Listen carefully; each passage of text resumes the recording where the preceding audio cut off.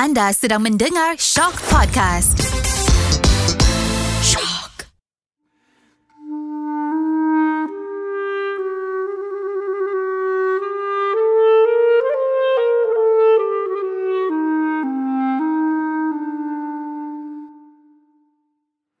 Islam merupakan suatu agama yang menyantuni kehendak manusia dalam usaha menjadi hamba Allah Subhanahu Wa Taala yang taat kepadanya.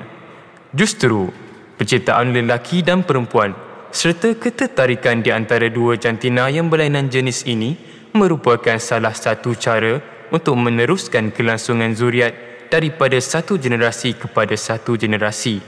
Islam juga mensyariatkan perkahwinan dan menetapkan peraturan yang sempurna berdasarkan prinsip yang kukuh bagi menjamin kestabilan masyarakat, kebahagiaan keluarga, tersebarnya kebaikan dan pemeliharaan budi pekerti.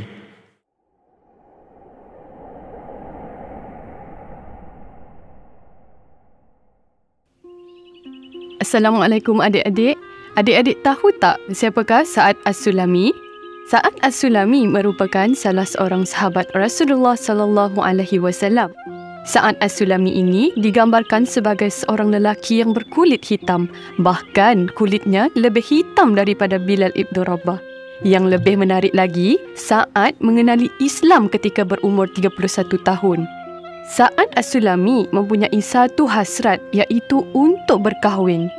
Namun, kerana kulitnya yang hitam, menjadikan satu kekurangan dan kegagalan untuk pinangannya diterima. Pada suatu ketika, Rasulullah sallallahu alaihi wasallam menyuruh Sa'ad meminangi seorang perempuan. Perempuan ini merupakan perempuan yang paling cantik. Ia ialah Atikah binti Am.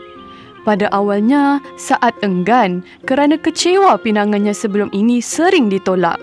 Namun, setelah diberi jaminan oleh Rasulullah sallallahu alaihi wasallam, Sa'ad kini mendapatkan keberanian beliau untuk meminang perempuan tersebut. Firman Allah Subhanahu Wa Taala, Surah An-Naba ayat 8, "Wa khalaqnakum azwaja", yang bermaksud dan kami menciptakan kamu berpasang-pasangan. Firman Allah Subhanahu Wa Taala juga pada ayat 21 surah Ar-Rum yang bermaksud, dan di antara tanda-tanda yang membuktikan kekuasaannya dan rahmatnya bahawa ia menciptakan untuk kamu, wahai kaum lelaki, daripada isteri-isteri daripada jenis kamu sendiri, supaya kamu bersenang hati dan hidup mesra dengannya, dan dijadikannya di antara kamu suami isteri perasaan kasih sayang dan belas kasihan.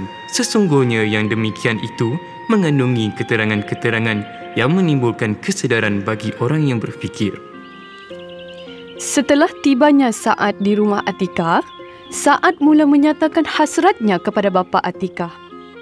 Bapa Atikah itu terlihat terkejut dan terdiam mendengar tujuan Sa'ad.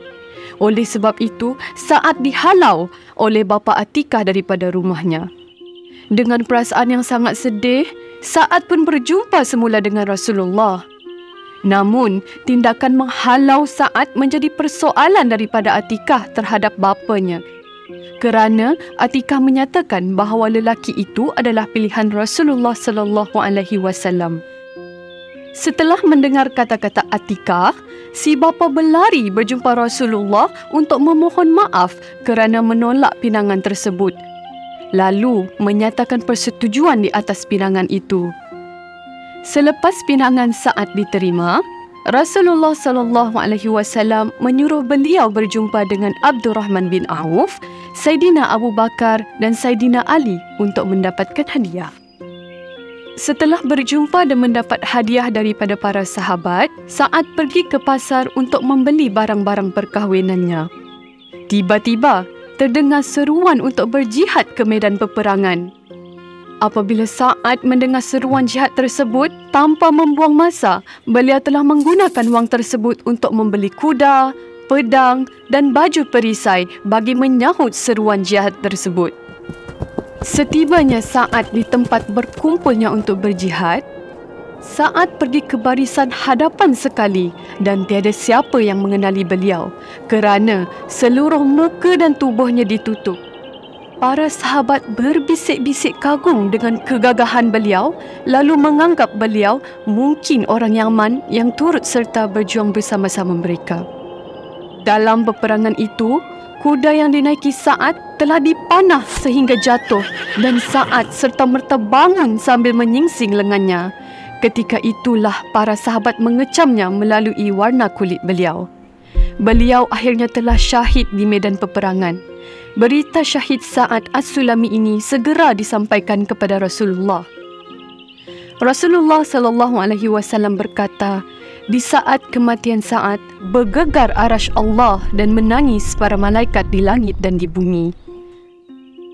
Sa'ad As-Sulami dimuliakan oleh Allah di saat kematiannya kerana jangka hayatnya dalam Islam hanyalah 6 tahun.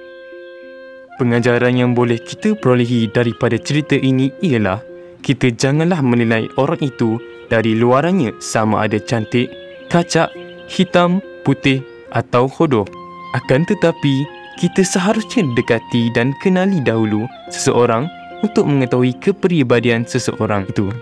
Koleksi podcast ini adalah kolaborasi antara UiTM Puncak Perdana, Fakulti Pengurusan Maklumat Sains Perpustakaan bersama Zayan dan Shock.